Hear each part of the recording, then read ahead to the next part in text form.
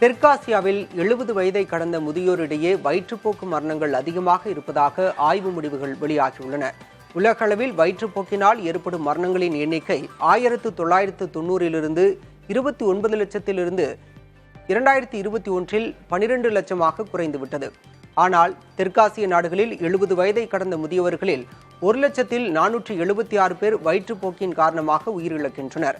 பணக்கார நாடுகளில் இதே வயது பிரிவில் லட்சத்தில் ஒருவர் கூட வயிற்றுப்போக்கினால் உயிரிழப்பது இல்லை.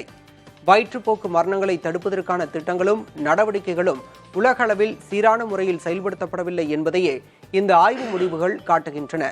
முதியவர்கள் வயிற்றுப்போக்கினால் அதிகமாக பாதிக்கப்படுவதற்கான காரணங்களை மருத்துவர்கள் பட்டியலிட்டுள்ளனர். பொதுவாக முதியவர்களுக்கு இயற்கையான நோய் எதிர்ப்பு சக்தி குறைந்திருக்கும். இதயம், சிறுநீரகம் போன்ற முக்கிய உறுப்புகள் சார்ந்த பிரச்சனைகளும் அதிகரித்திருக்கும்.